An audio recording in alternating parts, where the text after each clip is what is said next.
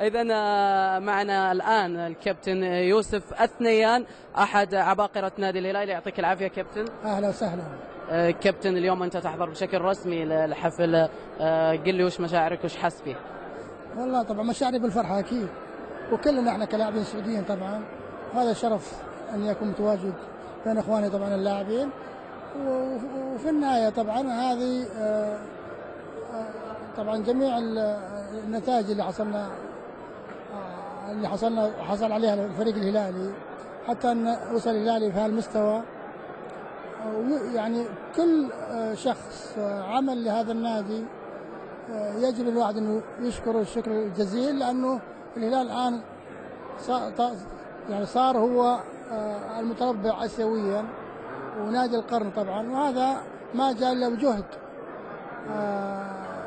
رؤساء الانديه طبعا اللي كانوا متواجدين طبعا سابقا واللي متواجدين الان، حتى اللاعبين اللي برضه اعتزلوا وانا واحد منهم الحقيقه، وتشرفت اني موجود مع زملائي طبعا اللاعبين منصور الاحمد وفيصل الاثنين. كيف ترى الحضور كابتن اليوم؟ الحضور اللي قاعد تشوفهم الان قدامك مره ممتاز، لكن انا برضه اتذكر يعني عبد الله بن سعد رحمه الله عليه في اول بطوله طبعا حصلنا عليها السنه في جناته في قطر، قدمنا بطوله اسيويه. طبعا انت لما تتكلم عن البطولات او الكم الهائل من البطولات لازم تتذكر طبعا رؤساء الانديه حين ذاك، اللاعبين برضه، الجمهور، كل يشكر صراحه على الجهد. حتى يعني انا احد اللاعبين المعتزلين، في لعيبه كثير طبعا من الصعب ان الواحد يعني يتكلم عن شخص او عن الرئيس ينسى الاخرين، لكن الحقيقه كلهم بذلوا جهد كبير يشكروا عليه، والحمد لله انه الهلال وصل الى ما وصل اليه الان كأفضل يعني النادي الافضل اسيويا. وبرضه لابد انه يفكر الان برضه في البطوله الاسيويه الجايه انه ما يفرط فيها، حتى انه يكون في القمه على المستوى الاسيوي. كابتن، لو طلبت منك اسمين للاعبين اثنين يستحقون الحضور لهذا الحفل من نجوم وعباقرة الهلال في القرن الماضي، من بتختار؟ والله يا أخي في كثير حقيقة يعني، لكن من العباقرة برضو اللي خدموا برضو الهلال عندك برضو صالح النعيمة. احنا طبعا ما نتكلم مثلا اسيويا، ولكن تتكلم عن جميع البطولات اللي حصل عليها الفريق الهلالي. يعني من العباقرة صالح النعيمة، سعد مبارك. سعد موجود في الاستديو وحسين البيشي، ايش تقول لهم؟ رسالتك لهم على الهواء مباشرة. اقول لهم مساكم الله بالخير. انا الحقيقة ما كنت ادري، لكن هذا الحقيقة انه الهلال فيه نجوم كثير، يعني سعد مبارك، حسين البيشي، وحسين الحبشي برضه لا ننسى، عبد الرحمن التخيفي، لاعبين يعني مروا على تاريخ الهلال حقيقة كان لهم دور فعال.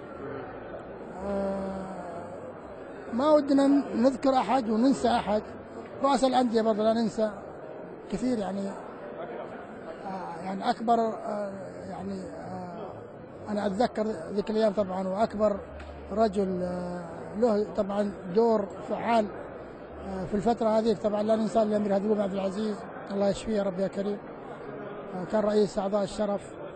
الامير عبد الله رحمه الله عليه، اول بطوله على المستوى الاسيوي.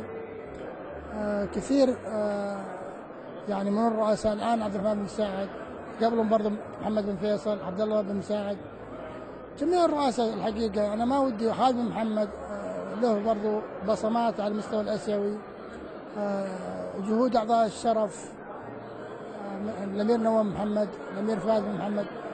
يعني الحمد لله انه الهلال ما شاء الله عليك وفي يا كابتن، ما خليت احد. لا والله بالعكس، انا يمكن نسيت احد، يمكن الشيخ عبد الرحمن بن سعيد. يعني كل جميع من عمل وخدم هذا النادي صدق يستاهل الشكر الكثير، ويستاهل اكثر منا احنا كلاعبين طبعا، انا معتزلين حتى. وش تقول للقناه الرياضيه السعوديه اللي حاضره حصريا عن الشرق الاوسط وشمال افريقيا في هذه المناسبه؟ يعني قاعدين احنا نتكلم مع الجمهور على الهواء مباشره، وش تقول للقناه؟ والله القناه الله يعطيكم العافيه، طبعا يعني في تغير ملموس جدا جدا جدا الحقيقه، يعني وطبعا هذا ما جاء الا بوجود طبعا نائب وزير الاعلام الامير تركي، ويشكر الحقيقه على الجهد الكثير والنقله.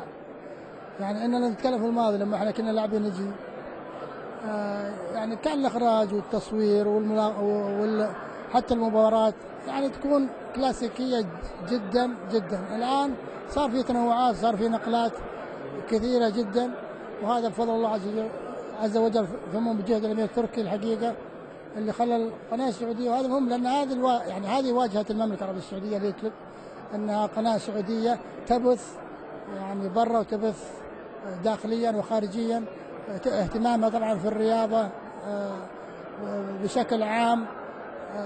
عقبال ان شاء الله بعد ما تنقضي الحدث ونشوف مثل القنوات مثلا الاخرى القويه طبعا بتصويرها يعني على مستوى طبعا الاخراج وكذا. انا اقول لك في تطور ان شاء الله نشوف القناه السعوديه، لانها لها فضل بعد الله سبحانه وتعالى.